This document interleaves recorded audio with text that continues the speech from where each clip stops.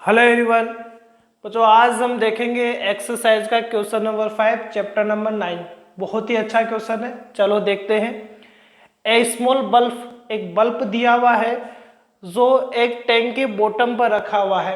एक टैंक है और टैंक में बच्चों यहाँ बता रखा है कि पानी भरा हुआ है और उस पानी का इन्होंने जो रिफ्रैक्टिव इंडेक्स दे रखा है वो 1.33 दे रखा है। उसका डेप्थ जो दे रखा है वो 80 सेंटीमीटर दे रखा है। तो पहले तो बच्चों हम ये बनाते हैं टैंक, फिर हम देखते हैं कि क्वेश्चन अपने से क्या कह रहा है। तो ये अपने पास में क्या है, एक यहाँ थोड़ा सा इसको और बड़ा कर लेते हैं। ये डेप्थ जो इसका दिया हुआ है वो यहाँ 80 सेंटीमीटर दिया हुआ है। तो मीटर में बच्चों यहाँ कितना हो जाएगा, 0.8 सेंटीमीटर हो जाएगा। यहाँ बल्ब रखा हुआ है, यहाँ बल्ब है अपने पास में। ये बाहर इसका रेयर मीडियम होगा, ये इसका बच्चों यहाँ डेंसर मीडियम होगा। आपसे ये कह रहा है कि इस डेंसर मीडियम का जो रिफ्रैक्टिव इंडेक्स है बच्चों 1.33 है। और बच्चों कुछ जगह जहां हम सॉल्यूशन करेंगे हम इसको 4/3 से भी यूज ले सकते हैं।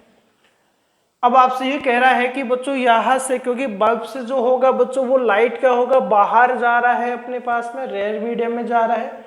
तो हमसे क्वेश्चन ये कह रहा है ये लाइट जब बाहर जाएगा तो यह इस सरफेस से, जैसे ये सरफेस हो गया, तो इस सरफेस से कितना एरिया से बाहर जाएगा उस एरिया का वैल्यू हमें फाइंड आउट करना है। ये भी कह रहा है कि ये जो बल्ब है वो एक पॉइंट सोर्स है। बच्चों जब भी पॉइंट सोर्स से लाइट बाहर जाता है तो वो यहाँ एक सर्कुलर, एक स्फेरिकल फॉर्म में बाहर जाएगा। तो हमें यहाँ एरिया यदि फाइंड आउट करेंगे इस वाले पूरे पोर्शन का, तो एरिया क्या होगा, पाई आर स्क्वायर होगा। इसका मीन आपको सबसे पहले यहाँ रेडियस पता करना पड़ेगा। लेकिन सबसे पहले हमें इससे भी पहले ये पता करना होगा कि कौन से पॉइंट तक लाइट बाहर जाने वाला है, यहाँ इमर्ज होने वाला है। तो चलो हम डिस्कशन करते हैं। बहुत ही अच्छा क्वेश्चन है, इसलिए बहुत अच्छे से आप समझे। अब बच्चों इस बल्ब से जो लाइट निकलेगा वो सभी जगह अपने पास फैलेगा। जैसे मान लो कोई लाइट है बच्चों, यहाँ बिल्कुल स्ट्रेट चला गया, तो स्ट्रेट जाएगा तो उसमें तो कोई भी डेविएशन नहीं आना है। लेकिन मान लो लाइट यहाँ पर भी जाएगी, ये भी जाएगी, ये भी जाएगी, ये भी इस तरीके से लाइट जाएगा अपने पास, इसी तरीके से इधर भी लाइट जाएगा। हमें देख लेना है कि यहाँ जब ये सरफेस को क्रॉस करके जाएगा तो कौन से पॉइंट तक ये लाइट बाहर जा रहा है और कौन से पॉइंट के बाद में लाइट अंदर टोटल इंटरनल रिफ्लेक्शन करने लग गया है। तो हमें यदि वो पॉइंट पता चल जाए, इधर भी वो पॉइंट हमें पता चल जाए, तो हमें पता चल जाएगा कि यहाँ कितना एरिया आपके पास में कवर करता हुआ लाइट बाहर इमर्ज हो रहा है। क्योंकि बच्चों जैसे जैसे ये रे दूर हटता जा रहा है ये वैसे वैसे एंगल ऑफ इंसिडेंट या इंक्रीज करता जाएगा। तो यहाँ यदि हम बात करें, जैसे मान लो कि ये बच्चों ये फर्स्ट वाली रे यहाँ गई है, यह नॉर्मल बना है और ये नॉर्मल से दूर हटेगा, क्योंकि बच्चों यहाँ रिफ्रैक्शन होगा और रिफ्रैक्शन की वजह से यहाँ जो रे होगी वो नॉर्मल से दूर हटेगी। अब हम जैसे जैसे यहाँ एंगल ऑफ इंसिडेंट इंक्रीज करेंगे, एंगल ऑफ इंसिडेंट इंक्रीज होता जाएगा, ये रे बच्चों और ज्यादा दूर हटता जाएगा। और एक ऐसा सिचुएशन अपने पास आएगा कि जैसे लाइट यहाँ पहुंचा और यहाँ इस तरीके से लाइट पहुंचा कि एक एंगल यहाँ बना, एंगल ऑफ इंसिडेंट, और लाइट इस सरफेस पे इस तरीके से रिफ्रैक्शन के बाद फैलने लग जाएगा। फिर इस एंगल से ज्यादा एंगल पर यदि कोई लाइट आएगा तो क्या होगा बच्चों, वो वापस से सेम मीडियम में रिटर्न होने लग जाएगा। मतलब हम ये कह सकते हैं कि इस पॉइंट तक का जो लाइट है, इस पॉइंट तक का जो लाइट है वो ही बाहर यहाँ इमर्ज होगा। अदरवाइज जो लाइट इस एंगल ऑफ इंसिडेंट के बाद में आप इंक्रीज करेंगे या होगा तो वो टोटल इंटरनल रिफ्लेक्शन करता हुआ क्या आ जाएगा, उसी मीडियम में आ जाएगा।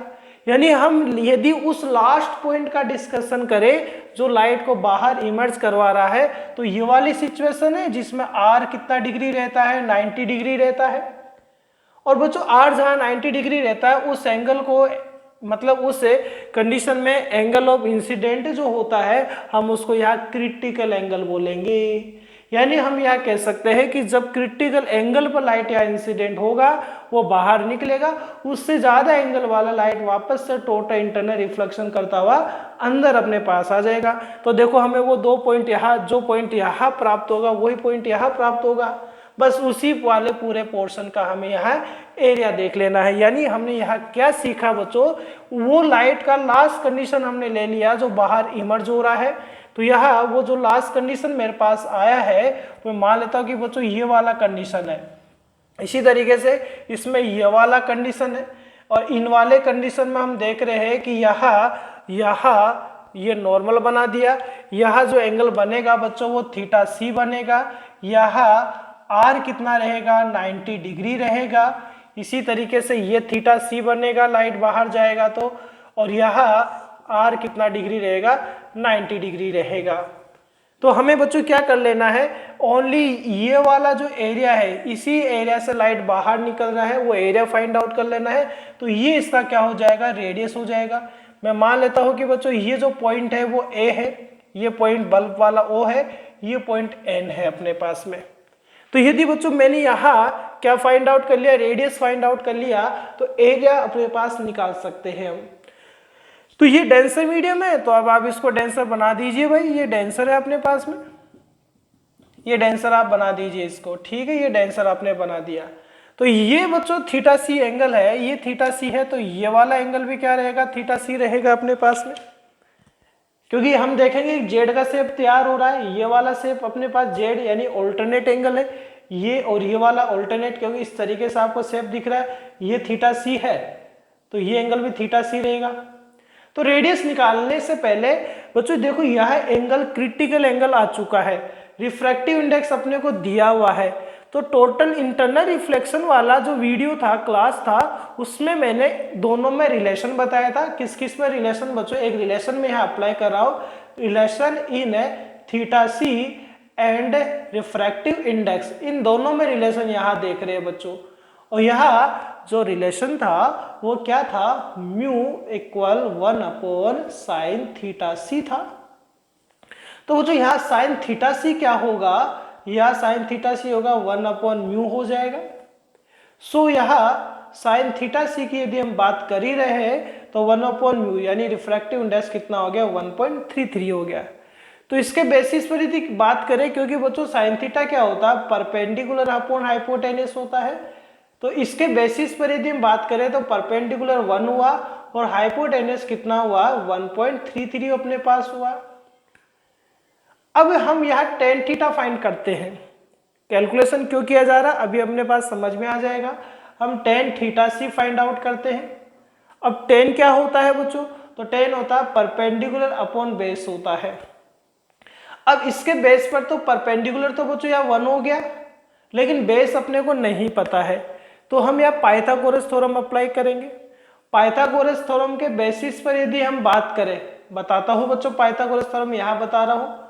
क्या होता है, हाइपोटेनस का स्क्वायर, परपेंडिकुलर का स्क्वायर और बेस का स्क्वायर, यही होता है।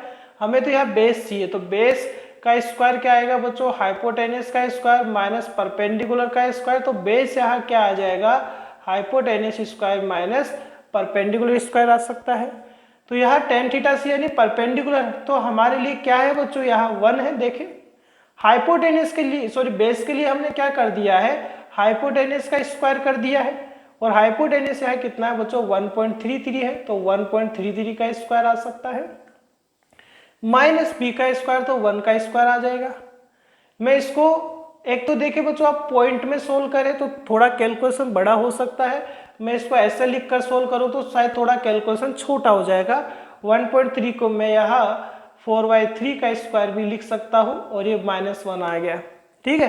तो टेन थीटा सी कितना आएगा बच्चों, यहाँ 1, और ये कितना आ जाएगा 16/9 -1 आ गया, ठीक है। तो यहाँ अब इस क्वेश्चन की तो बच्चों मुझे ज़रूरत है नहीं, तो चलो मुझे वैसे इसकी भी ज़रूरत नहीं है, आप नोट करना चाहते हैं तो पॉज करके नोट कर लीजिए, ठीक है। तो इसको मैं यहाँ से हटा देते हैं।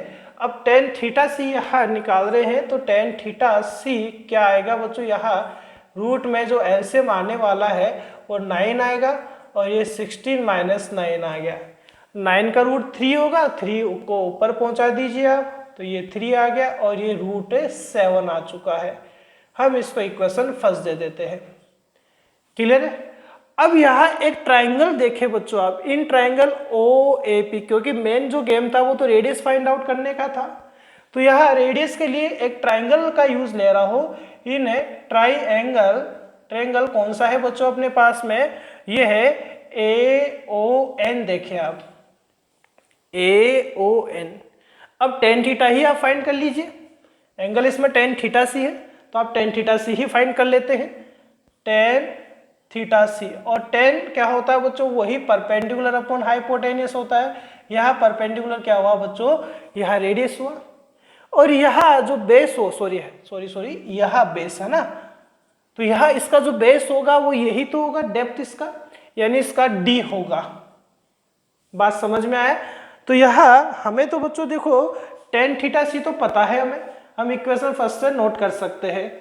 हम इक्वेशन फर्स्ट के बेसिस पर यदि लिखे तो यहाँ टेन थीटा सी को क्या लिखेंगे, 3/√7 लिखेंगे, और इक्वल होगा बच्चों रेडियस अपॉन डी, और डी यानी डेप्थ जो कि कितना है 0.8 है, तो रेडियस कितना आएगा 0.8 इंटू 3√7, तो आर ये तो आ गया बच्चों 2.4, और √7 को सोल्व करेंगे तो 2.6 आएगा, ये कैंसिल आउट होगा, तो आर यहाँ कितना आया 12/13 मीटर में आ चुका है।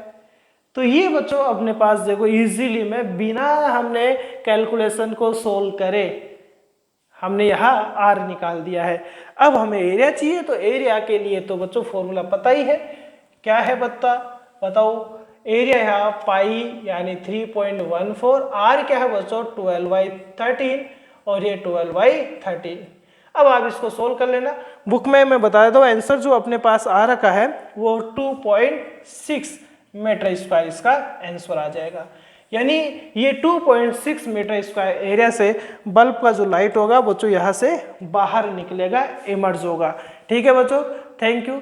लाइक करें आप, सब्सक्राइब करें, शेयर करें, अपने फ्रेंड्स वगैरह को बताइए कि किस तरीके से सर यहाँ पर पढ़ाते हैं, क्वेश्चन आपको समझ में आता है तो आप उसको भी समझाइए कि इस तरीके से मैंने इस YouTube चैनल पर ये क्वेश्चन इस तरीके से सीखा है। ठीक है बच्चों, थैंक यू।